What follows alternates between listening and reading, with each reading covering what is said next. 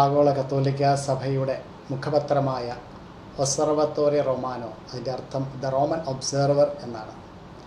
അതിൻ്റെ ഇന്ത്യയിലെ വത്തിക്കാൻ്റെ ഔദ്യോഗിക പ്രസിദ്ധീകരണമായ ഒസർവത്തോറെ റൊമാനോയിലെ ഏഷ്യ ഓഷ്യാനിക് കൺട്രീസിലെ പബ്ലിഷിംഗ് ഹൗസാണ് കാർമൽ ഇൻ്റർനാഷണൽ പബ്ലിഷിംഗ് ഹൗസ്. വത്തിക്കാനുമായിട്ട് ബന്ധപ്പെട്ട എല്ലാ പബ്ലിഷിംഗ് ചുമതലകളും ഏഷ്യ ഓഷ്യാനിക് കൺട്രീസിൽ ഈ പബ്ലിഷിംഗ് ഹൗസിൽ നിന്നാണ് നിർവഹിക്കുന്നത്. അപ്പോൾ ഫ്രാൻസിസ് മാർപ്പാപ്പായുടെ ഈ വിയോഗത്തിൽ അതിയായ ദുഃഖവും ഞങ്ങൾ രേഖപ്പെടുത്തുകയാണ്. വലിയ സഭയ്ക്കും സമൂഹത്തിനുമുള്ള ഒരു വലിയ നഷ്ടമാണ് ഫ്രാൻസിസ് മാർപ്പാപ്പായുടെ ഈ വിയോഗം എന്ന് പറയുന്നത്. ഈ പത്രത്തിൽ ഞാൻ ജോലി ചെയ്യാൻ തുടങ്ങിയിട്ട് ഏകദേശം 2009 മുതൽ ഞാൻ ഈ വത്തിക്കാനുമായി ബന്ധപ്പെട്ട ഒരു മേഖലയിലാണ് സർവീസ് ചെയ്യുന്നത്. അപ്പോൾ എൻ്റെ ഒരു അനുഭവം 2013 മാർച്ച് 13 ഫ്രാൻസിസ് മാർപ്പാപ്പയായിട്ട് തിരഞ്ഞെടുക്കപ്പെടുന്നത്. അതിൻ്റെ ഒരു പ്രത്യേകത എന്താണെന്ന് ചോദിച്ചു കഴിഞ്ഞാൽ, ആദ്യത്തെ ഒരു ജസ്യൂട്ട് വൈദികൻ മാർപ്പാപ്പയാകുന്നത് ഫ്രാൻസിസ് മാർപ്പാപ്പയിലൂടെയാണ്. അതുപോലെ തന്നെ ഫ്രാൻസിസ് മാർപ്പാപ്പയാണ് ആദ്യത്തെ മാർപ്പാപ്പയാകുന്ന ആദ്യത്തെ അമേരിക്കക്കാരൻ. 1200 വർഷങ്ങൾക്ക് ശേഷം യൂറോപ്പിൻ്റെ പുറത്തു നിന്ന് ആദ്യം മാർപ്പാപ്പ ആകുന്നൊരു വ്യക്തിയാണ് ഫ്രാൻസിസ് മാർപ്പാപ്പ. അദ്ദേഹത്തിൻ്റെ ഈ തെരഞ്ഞെടുപ്പിനെ ലോകം മുഴുവനും വളരെ ഉറ്റുനോക്കുന്നൊരവസ്ഥയുണ്ടായിരുന്നു.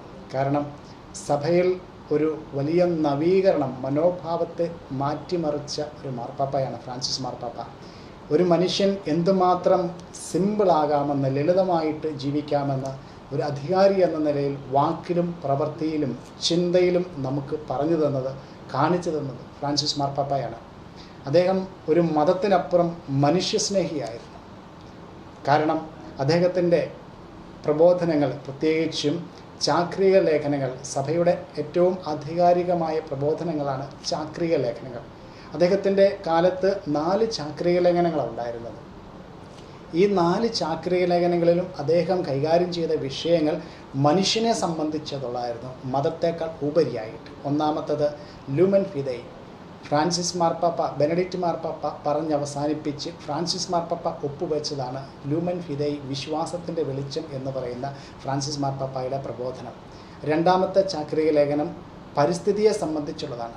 ലോകം മുഴുവനും പരിസ്ഥിതി സമ്മേളനങ്ങൾ നടത്തിക്കൊണ്ടിരിക്കുമ്പോൾ എങ്ങനെ ക്രിയാത്മകമായി പരിസ്ഥിതിയെ സംരക്ഷിക്കാമെന്ന് ചരിത്രത്തിലാദ്യമായിട്ട് ഒരു മാർപ്പാപ്പ തൻ്റെ ആ ഒരു വലിയ ശുശ്രൂഷയെ അടിസ്ഥാനപ്പെടുത്തി ഒരു ചാക്രിക ലേഖനം പുറത്തിറക്കുകയാണ്. ലൗദാത്തോ സി, അങ്ങേക്ക് സ്തുതി എന്നുള്ളതാണ് അതിൻ്റെ പേര്. മൂന്നാമതായിട്ട് മനുഷ്യൻ പരസ്പരം കലഹിക്കുകയും യുദ്ധവും മറ്റ് ക്ലേശങ്ങളും ബുദ്ധിമുട്ടുകളൊക്കെ ഉണ്ടാകുന്ന ഈ കാലഘട്ടത്തിൽ മനുഷ്യൻ എങ്ങനെ ജീവിക്കണമെന്ന് ഫ്രാൻസിസ് മാർപ്പാപ്പ പറയുന്നതാണ് ഫ്രാൻസിസ് മാർപ്പാപ്പയുടെ മൂന്നാമത്തെ ചാക്രിക ലേഖനം ഫ്രത്തേല്ലി തൂത്തി, നാം സഹോദരർ. മനുഷ്യരെല്ലാവരും സഹോദരങ്ങളാണ്, സമന്മാരാണ്. അപ്പോൾ ആർക്കും എല്ലാവരും ഒരുപോലെ ജീവിക്കുക എന്നുള്ളതാണ് ഫ്രാൻസിസ് മാർപ്പാപ്പ മുന്നോട്ട് വയ്ക്കുന്ന ആശയം. എല്ലാവരെയും ഉൾക്കൊള്ളുക, എല്ലാവരെയും സ്നേഹിക്കുക. നാലാമത്തെ ചാക്രിക ലേഖനം ഈ കഴിഞ്ഞ 2024 നവംബർ മാസത്തിലാണ് പുറത്തിറങ്ങിയത്. ദിലക്സിത് നോസ്, ഹി ലൗഡസ്, അവിടുന്ന് നമ്മെ സ്നേഹിച്ചു. പരസ്പരം നമ്മൾ സ്നേഹിക്കണം. ദൈവം നമ്മളെ സ്നേഹിച്ചതുപോലെ പരസ്പരം സ്നേഹിക്കാനാണ് എല്ലാവരും വിളിക്കപ്പെട്ടിരിക്കുന്നത്. ഈ ഒരു അർത്ഥത്തിൽ നോക്കുമ്പോൾ ഫ്രാൻസിസ് മാർപ്പാപ്പ ഒരു മതസമൂഹത്തിൻ്റെ അധ്യക്ഷൻ എന്നതിനേക്കാൾ ഉപരിയായിട്ട് മനുഷ്യസ്നേഹം, മനുഷ്യൻ്റെ സാഹോദര്യം ഉയർത്തിക്കാട്ടിയ ഒരു വലിയ വ്യക്തിത്വത്തിൻ്റെ ഉടമയാണ് അദ്ദേഹം.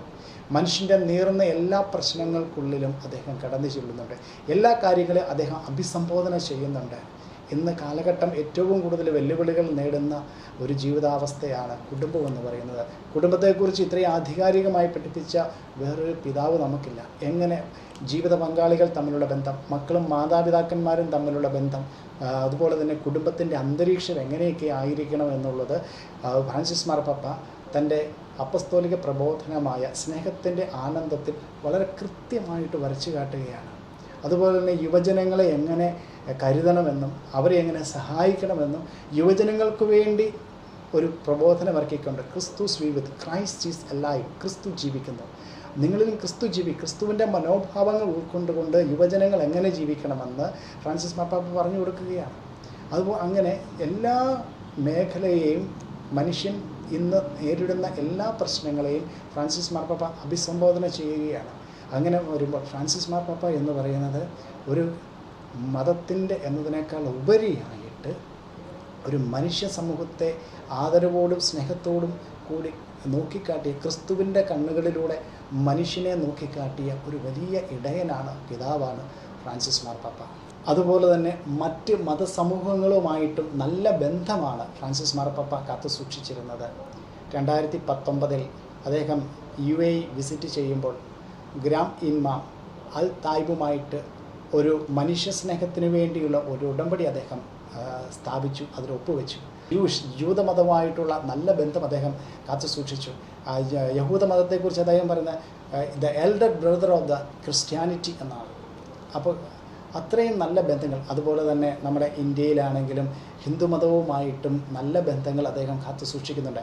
അദ്ദേഹത്തിൻ്റെ ആ ഒരു ഉദാഹരണം ഞാൻ പ്രബോധനത്തിൽ തന്നെ അദ്ദേഹം നടത്തിയ വേൾഡ് റിലീജിയനുമായിട്ട് ഇൻ്റർ റിലീജിയസ് ഡയലോഗുമായിട്ട് ഫ്രാൻസിസ് മാർപ്പാപ്പ നടത്തിയ ഒരു പ്രബോധനത്തിൽ അദ്ദേഹം അമൃതാനന്ദമണിയെ ഒന്നിച്ചു നിൽക്കുന്നൊരു ഫോട്ടോയുണ്ട്. അത് കത്തോലിക്ക സഭയുടെ മുഖപത്രമായ ഒസ്സർവത്തോരെ റൊമാനോയിൽ വന്ന ഒരു പത്രമാണ്. ഈ പ്രതിയിൽ ഇത് നമുക്കത് കാണാൻ സാധിക്കും.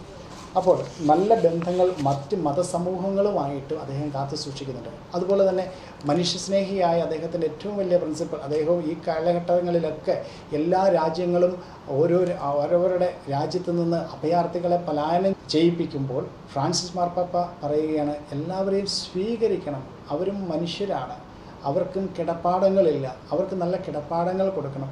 അത് അദ്ദേഹം വത്തിക്കാനിൽ എത്രയോ അഭയാർത്ഥികളെയാണ് സ്വീകരിച്ചത്. അതുപോലെ തന്നെ കത്തോലിക്ക സഭയിലെ എല്ലാ വലിയ വലിയ മാറ്റങ്ങൾ കൊണ്ടുവരാൻ അദ്ദേഹം പരിശ്രമിച്ചിട്ടുണ്ട്. അതായത് കാലോചിതമായ സഭയുടെ നവീകരണത്തെക്കുറിച്ച് അദ്ദേഹം കൊണ്ടുവന്നു. അദ്ദേഹത്തിൻ്റെ ഏറ്റവും പ്രധാനപ്പെട്ട ഒരു സിനഡാലിറ്റി എന്ന് പറയുന്നതിൻ്റെ അന്തിമരേഖ ഇറങ്ങിയിട്ടുണ്ട്. അപ്പോൾ സഭയുടെ കാര്യങ്ങളിലും മതത്തിൻ്റെ കാര്യങ്ങളിലും മനുഷ്യൻ്റെ കാര്യത്തിലും ഒരുപോലെ ശ്രദ്ധ കൊടുത്ത ഒരു വലിയ ഇടയനാണ് ഫ്രാൻസിസ് മാർപ്പാപ്പ. ആഗോള കത്തോലിക്ക സഭയുടെ മുഖപത്രം ഒസ്സർവത്തോരെ റൊമാനോ. ഇത് 2000 മുതൽ നമുക്ക് ഇവിടെ തിരുവനന്തപുരത്ത് നിന്നാണ് ഓഷ്യാനിക് രാജ്യങ്ങളിലേക്ക് പ്രിൻ്റ് ചെയ്യുന്നത്, പബ്ലിഷ് ചെയ്യുന്നത്. ലോകത്തിലെ 8 ഭാഷകളിലാണ് ഈ പത്രം ഉള്ളത്. അതിലൊരെണ്ണം മലയാളമാണ്. ലോകത്തിൽ 3 സ്ഥലത്തു നിന്നാണ് ഇത് പ്രിൻ്റ് ചെയ്യുന്നത്. അത് ഒരെണ്ണം തിരുവനന്തപുരമാണ്, 2 മേരിലാൻഡ് അമേരിക്ക, 3 വത്തിക്കാൻ. അപ്പോൾ ഇത്രയും പ്രാധാന്യമുണ്ട്. ഈ എല്ലാ ആഴ്ചയിലുമുള്ള ഈ പത്രം ഈ കഴിഞ്ഞ 2025 മുതൽ മന്ത്ലി ആയിട്ട് അതിൻ്റെ ഫോർമാറ്റ് മാറ്റി മാഗസിനായിട്ട് മാറി. ഇത് ഇതിൻ്റെ ഇംഗ്ലീഷ്, ഇത് ഇതിൻ്റെ മലയാളം. അതുപോലെ തന്നെ ഫ്രാൻസിസ് മാർപ്പാപ്പയുടെ അനേകം ഗ്രന്ഥങ്ങളുണ്ട്. അതായത് ഓരോ മനുഷ്യൻ്റെ നേറുന്ന ഓരോ പ്രശ്നങ്ങളെയും അഭിസംബോധന ചെയ്തുകൊണ്ട് ഫ്രാൻസിസ് മാർപ്പാപ്പ എഴുതിയ ധാരാളം പുസ്തകങ്ങളുണ്ട്. ആ പുസ്തകങ്ങളും ഞാനിവിടെ ഒന്ന് കാണിക്കുകയാണ്. ഫ്രാൻസിസ് മാർപ്പാപ്പയുടെ പ്രധാനപ്പെട്ട പ്രബോധനങ്ങൾ ഇതാണ് ഏറ്റവും ലേറ്റസ്റ്റ്. അവിടുന്ന് നമ്മെ സ്നേഹിച്ചു, ചാക്രിക ലേഖനം. പിന്നെ പരിസ്ഥിതിയെക്കുറിച്ചുള്ളതാണ്, ദൈവത്തെ സ്തുതിക്കുവിൻ. അതുപോലെ തന്നെ ഫ്രാൻസിസ് മാർപ്പാപ്പ അനേകം പഠനങ്ങളുണ്ട്. ഇതുണ്ട്, നാം സഹോദരൻ, മനുഷ്യരെല്ലാവരും സഹോദരങ്ങളാണെന്ന് പരിശുദ്ധ പിതാവ് പറഞ്ഞു വെക്കുകയാണ്. അതുപോലെ ഇന്നത്തെ കാലഘട്ടത്തിൽ എങ്ങനെ നന്നായിട്ട് ജീവിക്കാൻ പറ്റുമെന്നുള്ള പരിശുദ്ധ പിതാവിൻ്റെ പ്രബോധനം. ഇങ്ങനെ അനേകം പ്രബോധനങ്ങൾ നോക്കുക. ഈ ഒരു കുഴഞ്ഞ കാലഘട്ടത്തിനുള്ളിൽ 2013 മുതൽ 2025 വരെയുള്ള കാലഘട്ടത്തിൽ എത്രയോ പ്രബോധനങ്ങളാണ് ഫ്രാൻസിസ് മാർപ്പാപ്പ ഇറക്കിയത്. ഇത് മുഴുവൻ ഇന്നത്തെ കാലഘട്ടത്തെ ഏറ്റവും കൂടുതൽ ചിന്തിപ്പിക്കാൻ പ്രേരിപ്പിക്കുന്ന വലിയ ചിന്തകളാണ് ഫ്രാൻസിസ് മാർപ്പാപ്പ പറയുന്നത്. ഇതുകൊണ്ട് ഓരോ വിഷയത്തെക്കുറിച്ചുമുള്ള ഫ്രാൻസിസ് മാർപ്പാപ്പ പ്രബോധനങ്ങൾ നോക്കുക. ഇത്രയും പ്രബോധനങ്ങൾ കുറഞ്ഞ കാലങ്ങൾ കൊണ്ട് എഴുതിയ ഒരു പിതാവുണ്ടെന്ന് എനിക്ക് തോന്നുന്നില്ല. ഇത്രയും ആധികാരികമായി സഭയെ പ്രബോധനങ്ങളിലൂടെ ഉദ്ബുദ്ധനാക്കിയ ഒരു വലിയ പിതാവാണ് ഫ്രാൻസിസ് മാർപ്പാപ്പ.